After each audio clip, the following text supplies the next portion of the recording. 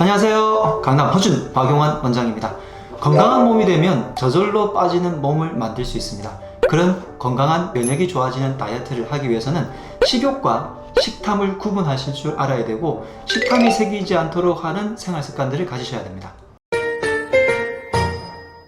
식욕이라고 하는 것은 음식을 먹고 싶은 욕구죠. 이것은 당연한 거고요. 식탐으로 가게 되면 음식을 먹고 싶은 게 아니라 음식에 대해서 내가 조종이 되는 거예요. 이렇게 내가 조종되는 것을 중독이라고 그러는데, 예를 들면 술은 처음에 내가 술을 마시다가 나중에 몇 잔 들어갈 때는 기분이 좋아지다가 어느 순간부터 술이 나를 먹게 되는 경우가 있잖아요. 그리고 아마 영화에서 보듯이 마약 중독도 그럴 겁니다. 처음에는 그냥 마약에 취해 있는 게 기분 좋다고 하다가 나중에 그 기분을 자꾸 느끼기 위해서 오히려 이것에 중독을 하다 보니까 집착을 하게 되죠. 음식도 어떻게 보면 이런 중독과 비슷한 경향을 가집니다. 특히 이런 중독을 일으키는 음식들 중에서 당분이 굉장히 큰 역할을 해요. 제가 아까 말씀드린 알코올이라든지 마약 같은 것들도 뇌에 바로 직접적인 자극을 주는 거잖아요.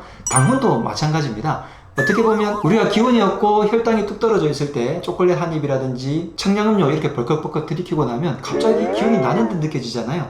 당분을 바로 뇌에서 직접 다 먹어버리기 때문이죠. 그래서 그때 혈당이 치솟아 오르는 것을 느끼면서 뇌가 행복감을 느끼는 것을 내가 좋아졌다고 착각을 하게 되고, 그 기분을 가지고 자꾸 입맛과 뇌를 자극시키는 성분으로서 식탐에 빠지게 되는 거죠.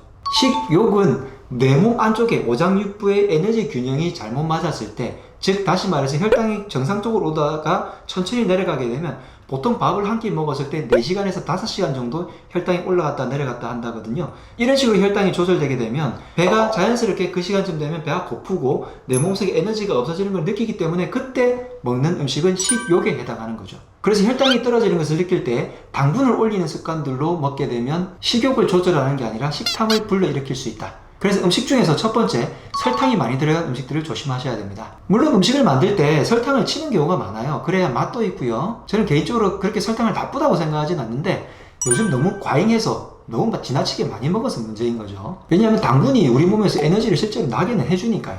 근데 이런 당분들을 탄수화물을 충분히 채우고 난 다음에 모자란 것들을 그렇게 맛이라든지 몇 가지로 올려주는 것은 상관이 없는데, 우리 주변을 보다 보면 과자라든지 청량음료라든지 혹은 설탕이 굉장히 많이 들어간 그런 음식들을 즐기시는 분들이 많거든요. 그게 계속 누적되어서 내 입맛과 뇌만 자극하는 식생활 패턴으로 돌아가게 되면 식탐으로 빠지게 되는 거죠. 그래서 음식의 본질과 다르게 설탕이 집중적으로 많이 들어간 것들은 꼭 피해 주셔야 하겠습니다. 두 번째로 식탐을 일으키는 것이 바로 짠맛인데요. 짠맛 같은 경우에는 나트륨이 문제죠. 몸에서 나트륨이 너무 많아지게 되면 붓게 되고, 그 붓기가 다시 살이 되고, 그 살이 혈액순환을 방해하게 되고, 혈액순환이 방해되니까 몸에 면역이 떨어지고, 면역이 떨어지니까 기운이 없고, 기운이 없어서 또 단맛과 짠맛을 넣게 되고, 단짠단짠하면 맛있잖아요. 그리고 나면 또 몸에서 붓게 되고, 그 붓기가 또 살이 되고, 또 이렇게 악순환을 계속 반복하게 됩니다. 저는 설탕이 꼭 나쁘지 않다고 말씀드린 것처럼 특히 짠맛을 나타내는 소금은 굉장히 필요해서 진료를 받으시는 많은 분들께 적당하게 간을 짭조름하게 드시라고까지 하는 편이에요. 특히나 소금은 미네랄이 굉장히 풍부해서 우리 몸에서 전해질 균형을 맞춰주는데 굉장히 좋은데요. 어떤 음식들을 보면 소금을 넣는 게 아니라 나트륨 덩어리를 넣는 경우가 있어요. 그래서 그런 음식들을 피해 주셔야 되겠고, 요즘 소금값이 좀 오르다 보니까 나트륨 덩어리인 정제염 같은 것들을 넣어서 음식을 하시는 경우도 종종 봤기 때문에 여러분들도 그런 음식들을 구분해낼 수 있는 지혜가 있어야 하겠습니다. 그리고 나트륨을 배출해내가는 게 칼륨이고요. 칼륨이 풍부한 음식들이 채소에 많다 보니까 채식들을 충분히 같이 섭취를 해주시면 나트륨, 즉 붓기를 빼내가는 데 도움이 되겠죠.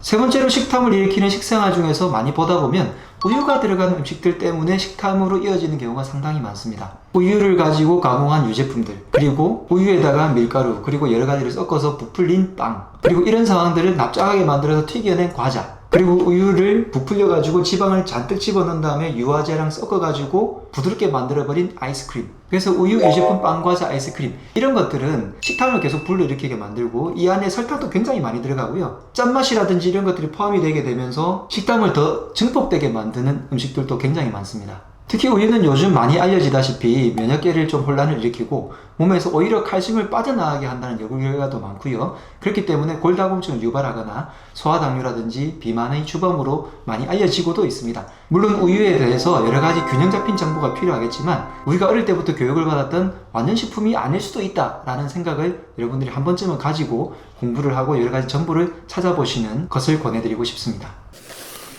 그래서 식탐으로 이어지는 세 가지 음식 종류들에 대해서 말씀드렸는데요. 첫 번째, 지나친 설탕, 당분을 조심하시고, 두 번째, 나트륨이 많은 짠맛을 조심하시고, 세 번째, 우유를 비롯한 유제품, 빵, 과자, 아이스크림, 그리고 이것들의 짠맛과 단맛이 겹쳐지면 폭발하겠죠.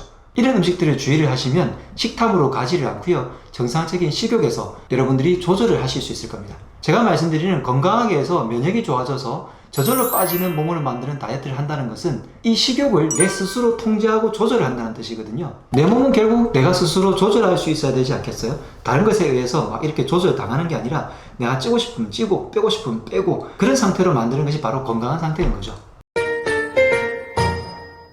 음식들 중에서는요, 입이 즐거우면 장이 괴롭고요, 입이 조금 힘들면 장이 편안하다는 속담이 있습니다. 내가 식욕을 조절하는 음식들은 대부분 다 입이 조금 힘들고 장이 편안해지고, 식탐을 불러일으키는 음식들은 대부분 다 입이 편안한데 장이 좀 괴로워지는 그런 음식들이 많습니다. 이제 식탐이 아니라 식욕으로 내 스스로를 조절할 수 있는 건강한 식생활로 면역이 좋아지는 다이어트를 하실 수 있으면 좋겠습니다. 지금까지 강남 허준 박용원 원장이었습니다. 건강하라!